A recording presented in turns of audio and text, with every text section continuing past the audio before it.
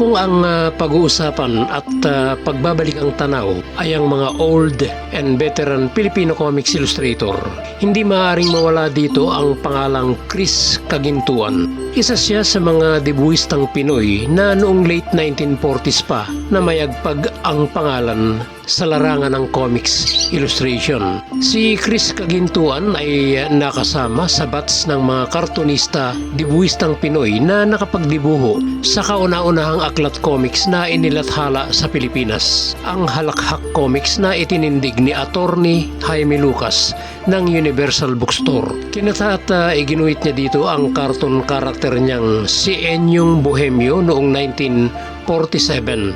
Nang magsara ang Halakhak Comics, lumipat si Chris Caguintuan sa Ace Publication at dito niya kinata at iginuhit ang isa sa mga kauna-unahang costume superhero comics character na si Lagim na lumabas sa Filipino comics noong ding 1947. Meron din siyang mga iginuhit na mga kwento dito kung saan nakatandem niya si Pablo S. Gomez sa kwento nitong Putol na Kamay na nalathala sa Tagalog Classic. Dito rin niya iginuhit ang seryeng Buhay ng Mga Poon featuring Santa Serapia na magkatuwang na sinulat ni Clodoaldo Del Mundo at movie director na si Teodorico C. Santos. Ganun man, gumawa rin si Chris Caguintuan ng kanyang mga katatguhit. At ilan dito ay ang mga lihim ng nakaraan at kaya pala.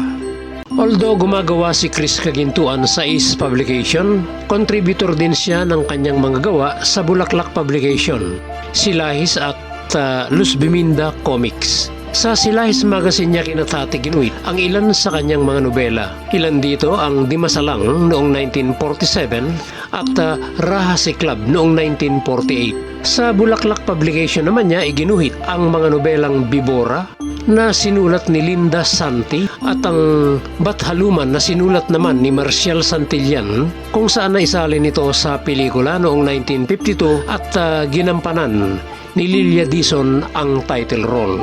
Nalathala ito sa Bulaklak Magazine. Ang iginuhit naman niyang Palasong Itim na sinulat ni Arsenio Santos ay sa Manila Classic na limbag. Nakatandem din niya dito si Conde Balpiere sa nobela nitong Balasubas. Noong 1950s, nakomisyon din si Chris Caguintuan na gumuhit ng nobelang Prinsesa Bituin na sinulat ni Mario Mijares Lopez at Anastasio Angeles at nalathala sa maiden issue ng Bituin Comics. Nanungkulan din si Chris Caguintuan bilang editor ng Luz Biminda Classic ng Community Publishers Incorporated, kung saan dito niya kinata at iginuhit ang nobela niyang Ang Pag-ibig ni Lourdes. Dito rin niya muling binuhay at inilipat ang kanyang cartoon character na unang nalathala sa Halakhak Comics, ang Enyong Bohemio noong dekada 50. Naging aktibo si Chris Caguintuan sa pagdidibuho sa comics mula late 1940s hanggang 1960s, pero tila nawala siya sa circulation since then. Pero noong 1980s, tila nagbalik siya sa circulation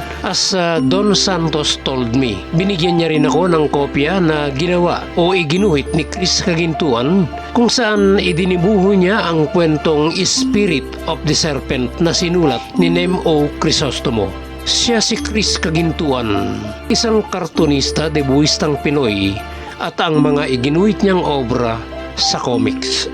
Sa mga interesado sa content ng mga info video na ibinabahagi ko dito tungkol sa comics at saka sa mga personalidad na naging bahagi ng comics noon, huwag lamang po sana ninyong kalilimutang i-click na rin ang subscribe at bell button na nasa ibaba upang sa ganoon lagi kayong mauna sa mga update na ginagawa ko sa aming Comics Page TV.